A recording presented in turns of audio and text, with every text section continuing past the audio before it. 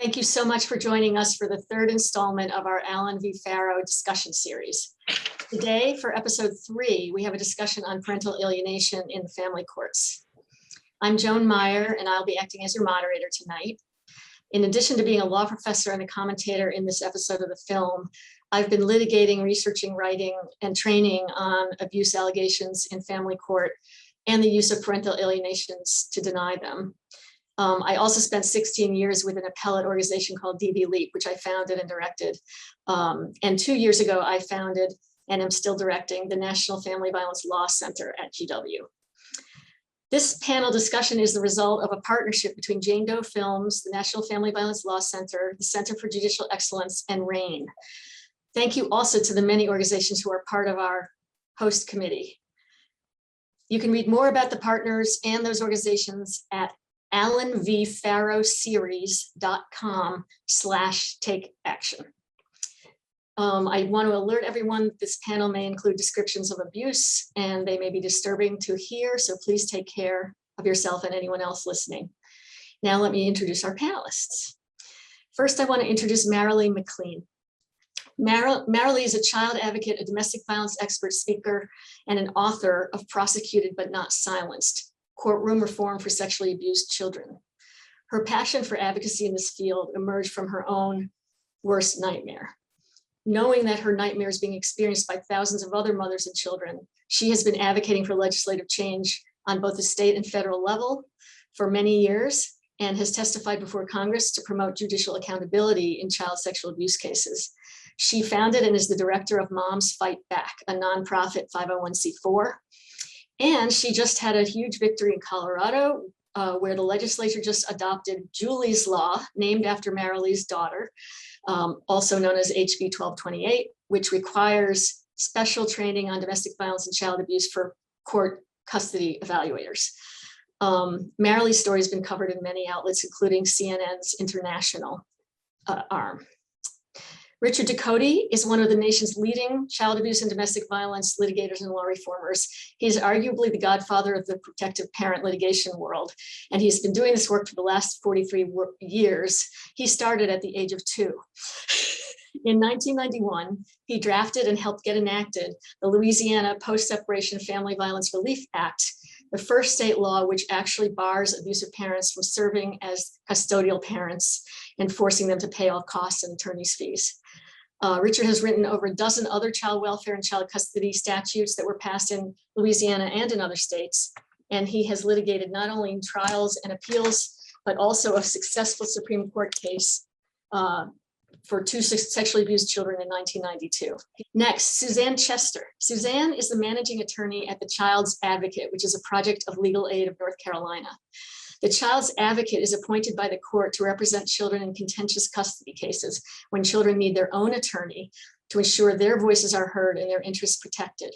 Those attorneys represent the children and the children's wishes, not their own opinion of the best interests. Prior to representing children, Suzanne supervised the Family Law and Domestic Violence Unit in the Raleigh Office of Legal Aid, where she represented adult victims of domestic violence in family court. Throughout her career, Suzanne has recruited and trained private attorneys to represent victims of domestic violence and sexual assault and children trapped in custody disputes. Annie Kenny is a protective parent from Maryland. Her former husband was convicted for attempted sexual assault of a minor on a child who was Annie's daughter and his own stepdaughter. Despite this criminal conviction, she still had to fight and struggle in family court to gain full custody of the 2 youngest daughters she shared with him. Her story has been featured on CBS Idaho and ABC Washington, D.C. She's now an advocate and has provided testimony to the Maryland Judiciary Committee on Child Custody Reform. Okay, we have quite a luminary panel of speakers, so I want to move right into a discussion with them. So I'm going to start by just throwing out to anyone, but probably the lawyer people. Can you briefly explain what parental alienation syndrome or parental alienation is and how it tends to operate in court cases involving abuse? And I guess I'm going to aim that at Richard or Suzanne. Parental alienation syndrome was the concoction of a psychiatrist named Dr. Richard Gardner, who self-published books and articles and distributed them to lawyers and judges around the country. So he basically concocted this notion that if kids exhibited certain symptoms that incidentally were the same symptoms of being abused or being in very violent homes, it wasn't actual abuse, it was alienation. So it was a very clever idea that if you just took the evidence of a child being abused and you just recast it and said it was really evidence of typically the mother making it up. So child abuse, particularly child sexual abuse, was the only crime that had a built-in defense. You just said the mother made it up.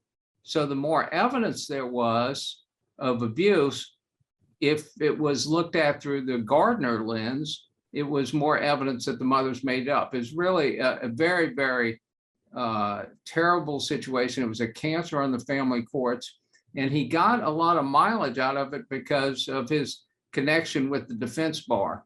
And so this bogus theory, which has been never has been accepted generally in the scientific community, has been disavowed by reputable psychologists and mental health professionals. It is not in any of the diagnostic manuals published by the American Psychiatric Association. It's the only disease that is only diagnosed by lawyers. And so it's used in family court. So Richard, if I could just interject, Mhm. Is PAS what's usually used now, or is parental alienation? And what difference does that make? Well, a psychologist, Robert Evans down in Florida, who is the head of the Association of Parental Alienation Experts, he still uses parental alienation syndrome. And so, because when you use the term syndrome, it triggers more complicated evidentiary trial objections. They've sort of tried to sneak in the parental alienation term, drop the syndrome, but it's 6 of one, half dozen of the other. Okay. So if you can sort of smoke them out typically and show that they're still, devotees of this Richard Gardner guy. And so they're talking about the same thing. And because family courts are not interested in facts, they're interested in conditions, this gets traction. So that's what accounts for the situation that mothers of abused kids are damned if they do, damned if they don't. If they don't protect their kids, then they're viewed as being neglectful by the child protection system. If they do try to protect them, then the fathers, particularly the more wealthy fathers, the ones who are generally more violent, will argue that they're alienating. And Right. Once you get labeled with alienation, you run a severe risk of losing custody. Thank you. Okay, so that's a great backdrop, but I want us to come back now to the Allen v. Farrow story, because in fact, Allen did not win in that case, and we'll get back to some of the reasons that might have explained his not winning. But I want to start with a general question to anyone else on the panel. Do you think the dynamics of that case were unique? And do you think the fact that the celebrity of him and Mia played a significant role in that? Or do you think that the dynamics were overall not that different from what you see nowadays in this type of abuse in custody case? And I'm going to throw that open to the other four for now. Other three, excuse me. I believe that is not different from the cases that I've come across in the last 30 years and all the women that I've seen. It doesn't matter how much money, where they come from, what socioeconomic status, if they're famous or not. I believe these cases go the same. So it's not about, Mia Farrow and Woody Allen. Yeah, there was all that celebrity there and it was intense, but I've seen cases. In fact, when I was interviewed for this, I said, I've seen cases much worse. And that's hard to believe, but where they go on for 10 years, 12 years, and the children are forced to live with the abuser. So I said to the producers, Mia won out on this, believe it or not, with what she went through. She turned out really great, considering what I've seen and what I personally went through. So what do you think is the same though, since she came off better than many other mothers? The same as they do the same to all these cases when it's the vindictive, bringing in the vindictive, hysterical mother, crazy. They use coercive control. Usually these guys are narcissistic, and Woody Allen portrayed all those things. I mean, he really came across as somebody that, pulled all the punches, did everything he could get out in the limelight to put this out there, because they turn the tables. Everything that they're doing, they place on that mother. And he did a very good job of that. So reversing, so it's sort of Darvo, a deny abuse, reverse victim and offender. So he becomes the victim of a vengeful ex-wife who's vengeful for the reason that he has set up for her, that he's decided to announce being in love with Suni. And then he becomes the victim and she becomes the perp. And that's the storyline he was trying to further. And that's the storyline you're saying you see a lot. I certainly see it a lot. Yeah, I see it all the time. I think it's the poor me, and the minute they're caught on the sexual abuse thing, he pulled in Suni, but they pull in their ex-girlfriend, their ex-wife, not their ex-wife, but their whatever, and they pull in any shenanigans they can pull in, get to the media, get to the court personnel. They're very, very good at going to the court personnel that's not trained in these situations and Controlling the narrative. Coercive control and manipulating the whole scene that's going around. Not only are they that person, so are everything around them. They work the whole system. So system fails, but they help the system fail. Yeah. Okay. Suzanne and Annie, you want to add anything? Oh, Annie, I see your hand. Yeah, not only are they really good at the offensive game where they go on the attack and try to be bigger and louder before anybody else can really play catch up, but when you're talking about the sexual abuse of a child, everyone around literally wants to believe anything other than that. It's so horrific to wrap your head around. Even the people that are closely involved in a case don't necessarily want to believe to the depth, let alone society or the people further out who don't know the ins and outs. I mean, you'll believe anything before you'll let your mind go into that arena that's the truth. It's too hard, I think, for most people to accept and work off of that information. Yeah, it's basically intolerable information. It's intolerable It is. to think about. It's just rejected. Yeah. It is just rejected, and any other narrative is just so much easier to swallow than that. The child sexual abuse. Yeah. Suzanne, did you want to add anything? Yeah, one thing I would add is one big difference I see is the access to resources. Fortunately, in this case, Meier Farrow had access to really good attorneys, and she was able to sustain the litigation. I believe it went over multiple months and then at least a 20-day trial. I know that many protective parents, they're rendered bankrupt by the legal system. They can't keep fighting and keep retaining an attorney. And so many, protective parents end up trying to litigate on their own, which is one of the most tragic things when an abused child and a protective parent has no attorney and the child has no attorney. So I guess that would be one difference that I would point out. Right. And I just want to say again, even with that, even when they do have the money, I've seen them lose and go through court for 10 years at a time. So they lose, like what Suzanne is saying, but they go pro se and then they don't win that way either. That's not a good way to go. But either way, it's no different, because I feel like all these people are losing out there. All these women that I see, I mean, I've been in this for 30 years, so I see it all the time. So let me ask something, because I think we all agree that there is a very similar dynamic in terms of Woody's MO and seizing the narrative and demonizing the mom and all of that, and the reluctance to believe what actually Woody had done. What do you think, however? I'm not sure that the dynamic of the parental alienation claim is so comparable in Woody's case as it is now. Do you have any thoughts, any of you, about how alienation did or didn't play there compared to how it plays now?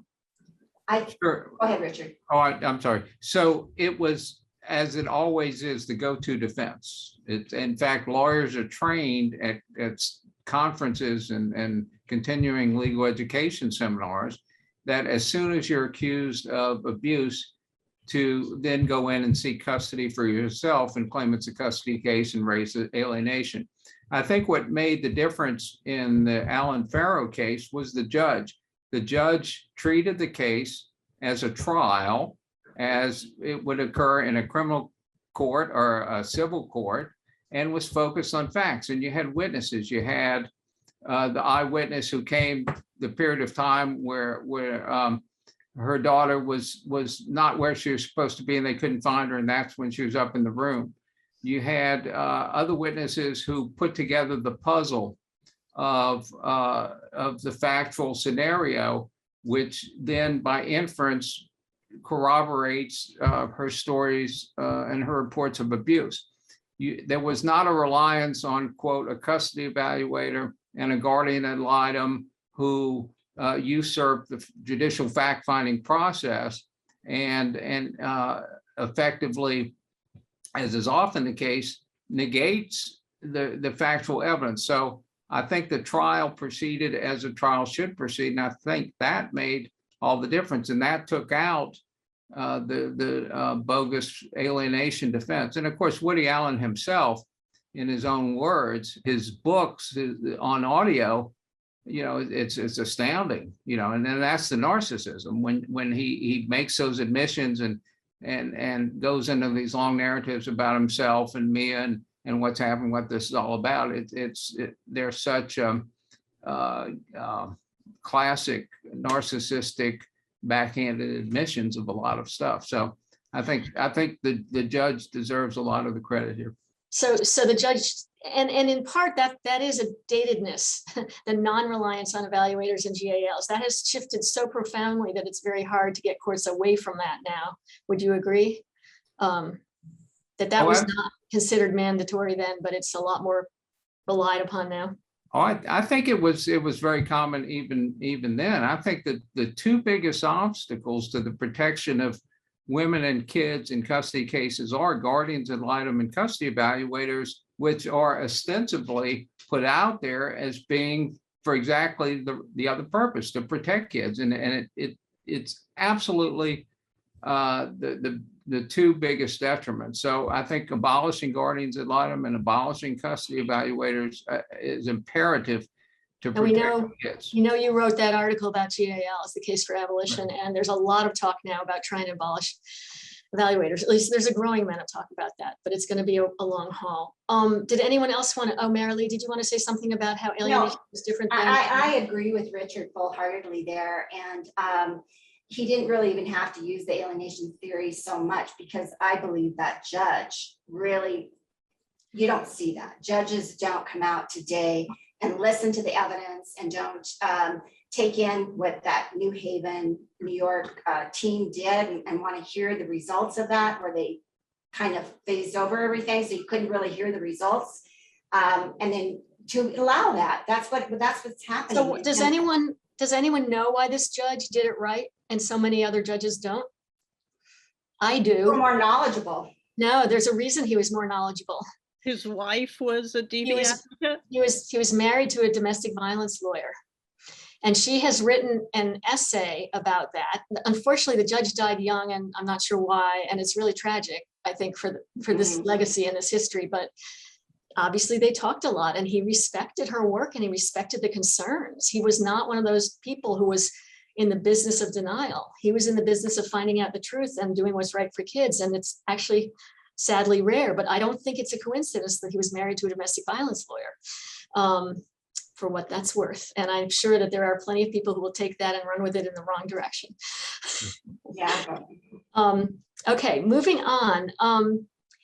Does anyone have any comments to offer about the dimensions of this problem in cases of women of color and men of color?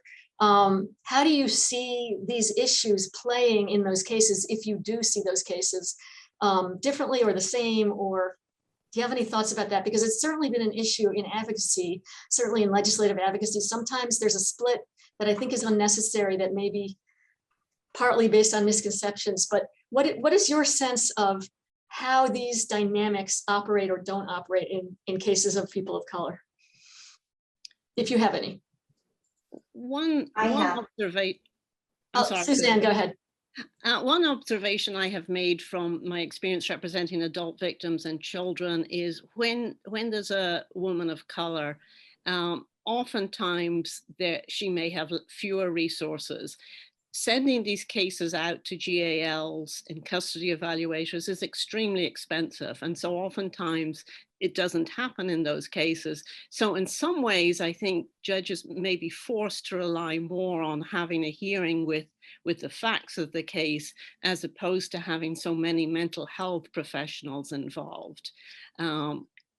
So kind of ironically, I see a small advantage. I'm not saying overall that's an advantage, because the woman of color may be more likely to be proceeding pro se.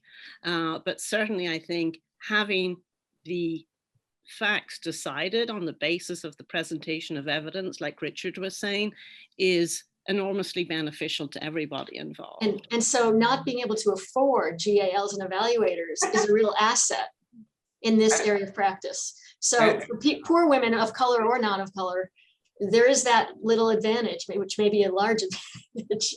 Other thoughts?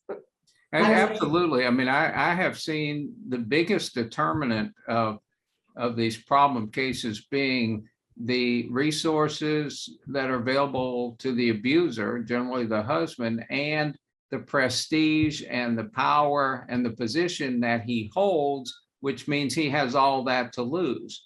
So if he is found to be an abuser, he loses everything. So if the both parties don't have resources to fight this battle, then it generally works out well. You know, one of the things I've learned from doing this for so long is that the most dangerous people in the world are depressed narcissists with money. Because if you're a narcissist, you're entitled to everything. The world has to revolve around you, and you first and foremost. Your kids, your wife, be damned. Second of all, if you're depressed, then the only way you feel better is by making everybody else's life miserable. And if you have money, then you can pay all these people to do your bidding, and then you try and do it through the courts and discredit your wife, get custody of your kids, abuse your kids, bankrupt your wife, get her thrown in jail for contempt, and that will teach her for leaving you. So I think those are the dynamics. So you would say also that poorer cases in poorer families may be less messed up by that dynamic. Oh yeah, and I've seen it happen. I've seen some of the best outcomes in cases being with people who don't have resources. Right, like Suzanne said. Maralee, did you want to add to that?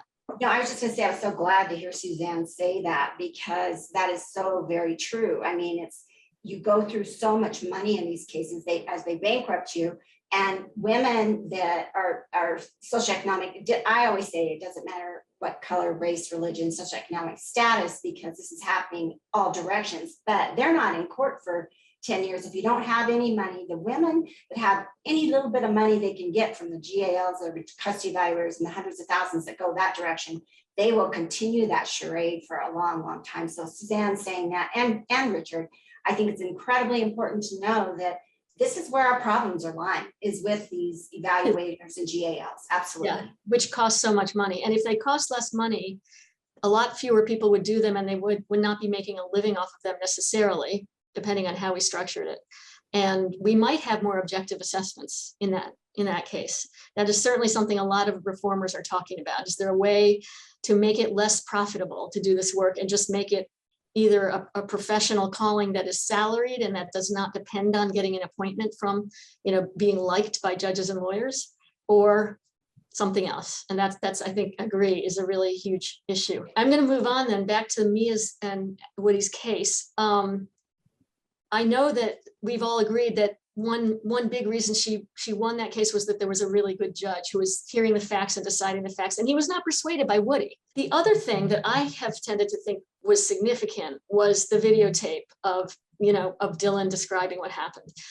What do you all think about that? And what do you think about the use of tapes like that today, which many mothers I know, for obvious reasons, try to record their kids so that they have some evidence that isn't just coming from their mouth? Well, in my experience, the videotapes are generally a very, very big mistake. I mean, I tell all my parents to never do it, because what happens is if it shows something, then the defense and the judges say, well, you don't have on tape what happened before you turned on the camera. So that's when you were coaching. If there is nothing said on the tape, they go, oh, look at there's nothing there. So you But can't Richard, win. do you have the same reaction to the one in the Alan v. Farrow movie? Okay, so that tape was subject to the same sort of criticism that those other tapes are. But again, you had a judge who understood it. In fact, a lot of what Meier did in sort of attempting to talk to him and doubting what Dylan was saying and being ambivalent and not being sure and all that, that's what mothers do. And that's what judges who aren't really, who are problematic, they latch on. So every mistake the mother makes is damning. Okay. In this case, that's why this is such a good training for judges, because that tape with Dylan is the same kind of tape we see in other cases, but it wasn't considered to be the nuclear bomb for the defense that it's generally portrayed as. You know, mothers don't go to school to learn how to not ask leading questions, you know, so it's almost impossible for anybody to tape a child without making a mistake. Yet Meier did it. Meier did. She basically mirrored an ideal child interview, at least that little snapshot of it. Right, but there were problems if the judge wanted to latch on to something, there were things in every single thing she did and said that could have been, but the judge understood the broader picture, understood the dynamics of these cases, and did a phenomenal job. Okay. Maralee, is that hand up currently? I don't, you know, when they tape them, I've had mothers that have taped and done the same thing. And I have a mother here in Colorado that taped, and you know, she was labeled with coaching and she lost her children and she went to jail for 10 months, just got out of jail, and good, loving mother, believed her children, that's all. So I don't think I agree. I don't think it's a good thing because it can be used against you. It backfires. And I always tell moms, if you're taking your child to the doctor or you're talking to anybody that's an evaluator or whatever, and they ask you questions, I always say to them, ask my child. Don't you answer for them ever, because if you answer, they'll say the mother said, and then all of a sudden you're coaching. So these women need to say, refer it out to ask my daughter, ask my child, ask my son. Of course, they can still accuse her of coaching the child.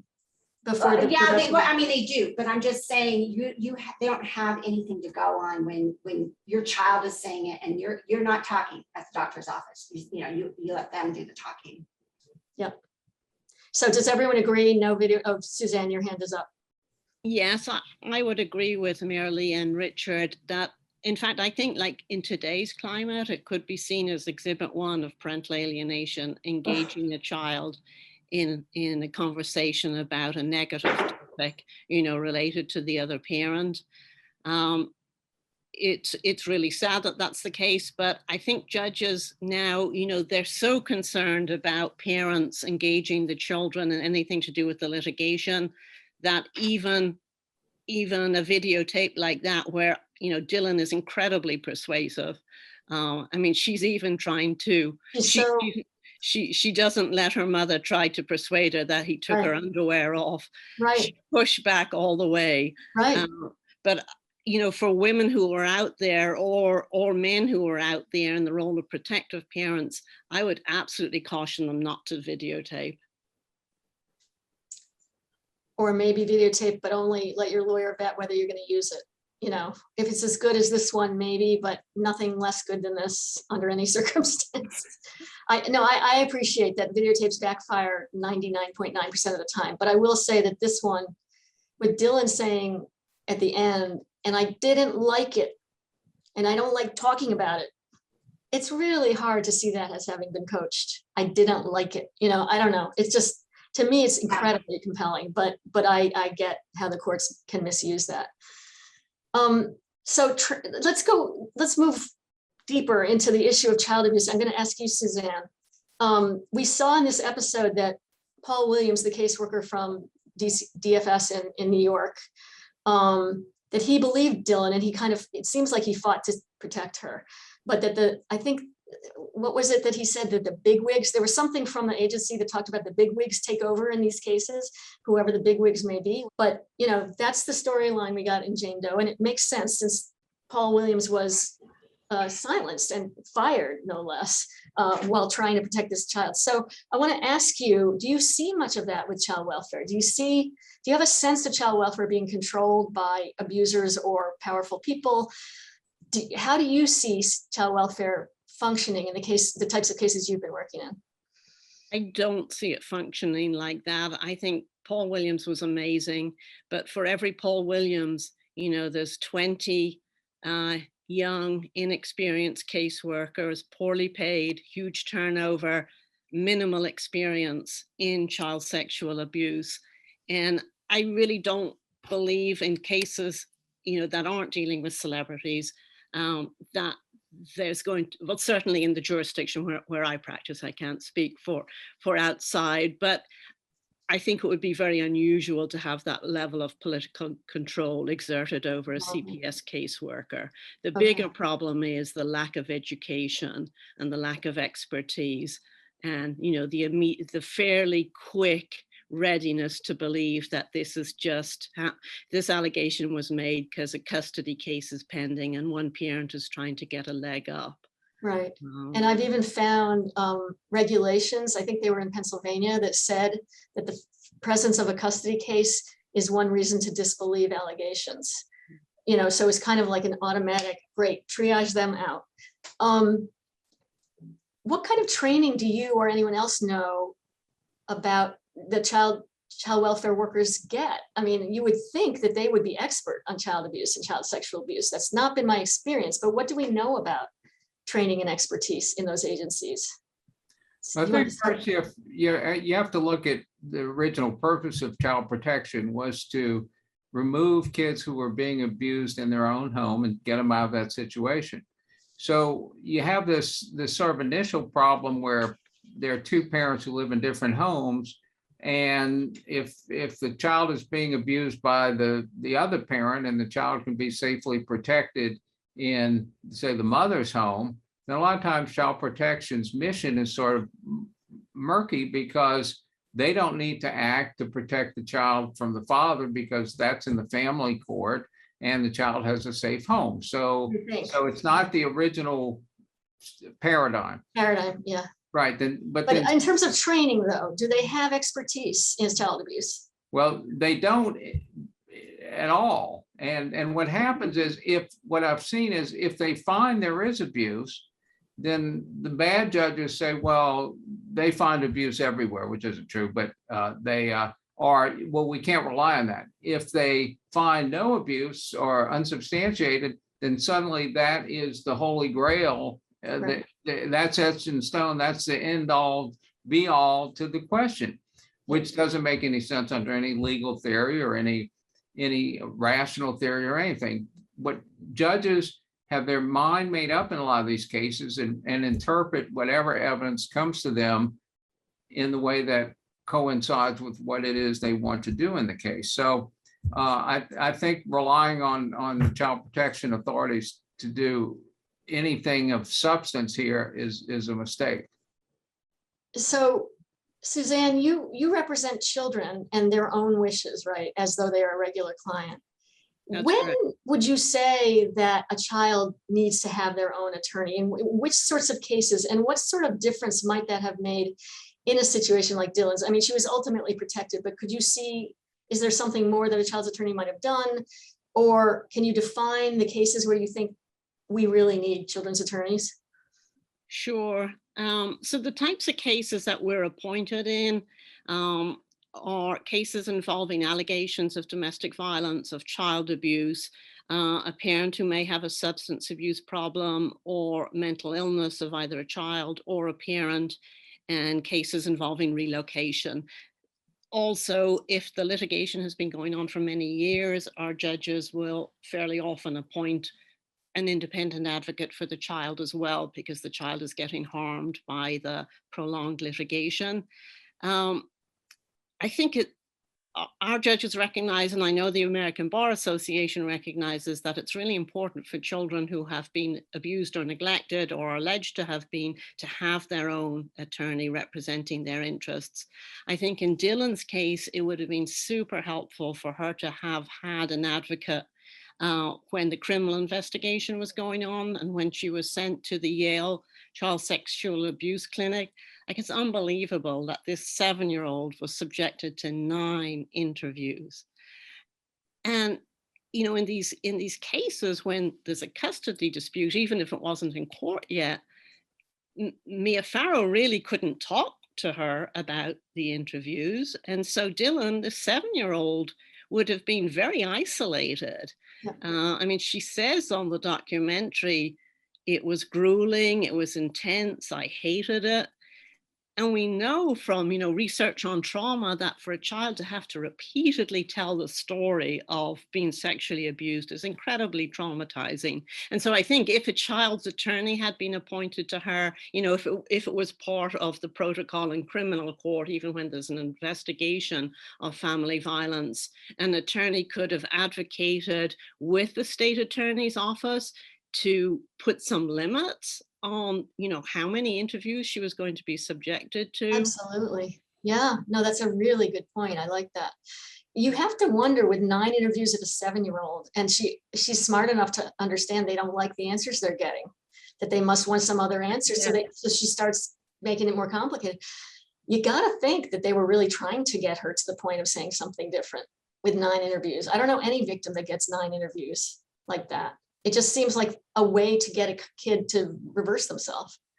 Absolutely, because I think they mentioned in the docuseries that at that time it wasn't best practices was to limit the number of interviews a child was made to go through.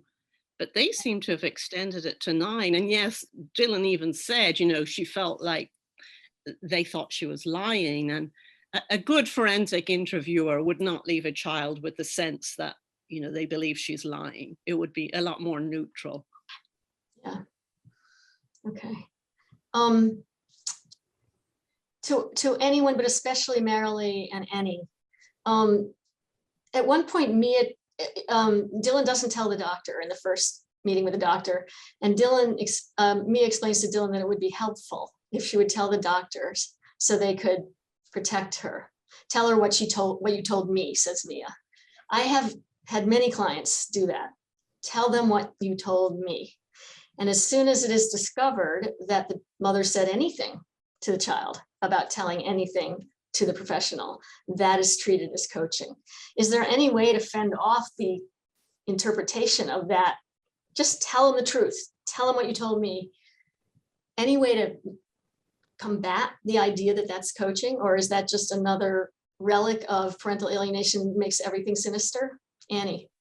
And then I mean, I think it's hard because obviously a disclosure happened at some point and someone was told, and then the authorities are contacted. So there is going to be a disclosure that happens not in front of a police officer or a caseworker or anything like that. And it should be common sense. It should make total sense that it's happening with the safest, most trusted adult that this child has. I mean, the fact that that person is who this child told, that should hold some weight. I mean, it doesn't, but it should. And then the rest of it just gets so much harder. So my daughter was interviewed by a male detective and a male CPS worker, both of who were kind to her, but she's in a room by herself, having just revealed this trauma. And the next morning is when she's in this room with these 2 adult men. That in itself is intimidating, to be speaking of such personal and I don't necessarily want to say shameful, because she shouldn't have been ashamed, but she was very much. Yeah. It's just how old was she, Annie? So she was a little older. She was 15. And I certainly think that helped her ability to communicate and survive that process. It's probably why we were able to get a conviction. My younger daughter is still in the, well, one of my younger daughters is still in the midst of her kind of healing process and disclosure process, and wouldn't have been able to go through what her older sister was able to go through. But it's just, it's mind-boggling to me that there is no weight held when the disclosure happens to the mom or the dad, if the dad is the protective parent, because where else would it come from? You know, where else would it happen? Right. So. Thank you. Maralee? I just have to go from my experiences. My daughter told policemen, doctors, social workers, psychologists, therapists, family and friends, and she couldn't understand why no one was protecting her. And she'd say to me, "Mommy, who are the good people? Who are the bad people?" And she's only 5 years old. She doesn't understand why nobody's believing her and why she's not being protected. And how did that affect her and you, if you want to comment on that? You know, it was honestly, I think it's the biggest nightmare any mom and child can go through, is to watch your child suffer like that and not be able to protect them, and them to look to you as the parent that is trying to help them and protect them. They know that. They can't understand when they've told a policeman in detail what's happened to them. They have physical evidence by hospital reports and police reports stating she's being abused. Lots of evidence of abuse, and nobody's protecting her. And where Suzanne said to have a GAL or a lawyer for the child, every GAL that I had did not protect my daughter. And so not necessarily is that GAL going to do a good job. Just to be clear, Suzanne's not talking about GAL. She's only talking about representatives of the children, the children's own voice. Yeah. Okay. Sorry about that, Suzanne. I just want to make sure. So no, I really believe that for these children to go through what they go through, and to like what Annie said, they come to you. My daughter went to her babysitter. She went to me. She went to the people she trusted, and she could not understand why nobody was helping her and she was being hurt. That is the hardest thing you can possibly go through, is not to be able to protect your child, and then have to turn them over to the abuser, and then you lose them all together to the abuser, and you're punished for trying to protect your child, and you don't get to see your child again. So yeah, no, it's a nightmare, and it's a nightmare for thousands and thousands of women. Well, and your child is watching you. They're looking to you to fix this, to keep them safe, to make everything better. And if you're not able to do that, then really, where are they going to turn? I mean, they're just terrified at that point. They're hopeless. And the trauma goes on and on for years. The trauma lasts for a lifetime. I've seen so much trauma, I can't even believe. And yet this all could have been stopped had people done the right thing and been trained and educated. And judges know how to do evidentiary hearings and actually take the evidence in like Wilkes did. So I want to end on a note related to this, which is that, Annie, I understand you had a criminal conviction in your case, and you still had to fight, and I'm not sure you succeeded in the beginning, to protect your two other children.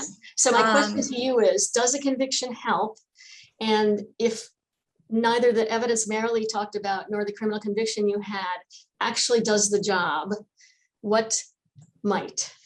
So you are correct. My ex-husband was criminally convicted and is a tier 3 registered sex offender for life. That all happened before I ever stepped foot in a family courtroom. And yet I spent 4 years in family court trying to protect my children, my younger 2 daughters. The only reason I'm not in active court is because he is currently incarcerated, awaiting trial for allegedly abusing several other children at this point. So I would have thought the conviction would have mattered, and it probably did. I wasn't in as bad of a situation as many women are when there is no conviction, or it is just allegations. So it did carry some weight. As far as the way that the contact was structured, the judge did initially try to have things very supervised, and I think he tried, I really do. But he also tried really, really hard to maintain a relationship between my young children and their father, who was continuing to show these poor behaviors. And then ultimately, you're fighting for your own ability to make choices for your children when someone else is who has proven to harm them. So the conviction did carry some weight, but it Not enough, not as much as it should have. no, it didn't set us free. We've been tied to him for 4 years because of it. Yeah. So I'm afraid we're out of time, but I'm gonna give myself the last word. I think what this puts a point on is that it's not a question of evidence, although, you know, evidence is important. You need it if you can find it. It is really a question of courts' commitment to protecting fathers' access to children. Whatever it is that's fueling that, that seems to trump, sorry for the word, but overcome any other concern about children and children's well-being. And in my view, until we can change the view of courts and other professionals and the culture that fathers are all important to children, or that they have rights that override children's interests. yes. Until we can really change that to put children front and center, we're probably not going to change what courts are doing in these cases very much. But I will say the happy thing is that I think films like this, and particularly this film, is a huge opening to catalyze that change, and that is my hope. And you know, I think we're all, obviously everyone here is working in their own way to make this change, and there are many, many different pieces of that work that need to be done. So I think we will get traction someday. I'm seeing some shifts already, for what it's worth. I'm seeing some shifts and some change and some defensiveness and some distancing from alienation, et cetera, et cetera. I think we need to keep working very steadily, and cannot thank the Jane Doe producers enough for having put this together and shown a spotlight on what's going on in family courts today through the lens of what happened then and how relevant it still is. So I'm going to thank all of you for joining us tonight for this really interesting discussion. And I want to say that you can view a recording of the discussion, or others who missed it can review it, at as well as the previous 2 panels on grooming and child protection and the protective parents dilemma on the YouTube and Facebook pages of Jane Doe Films. In addition, for more information on both our partners, our host committees, and things that you can do, important things that you can do, please visit alanvfarrowseries.com/takeaction. Thank you again for joining us, and I hope you all have a great rest of the evening. Thank you so much. Good night. Thank you. Thank you all.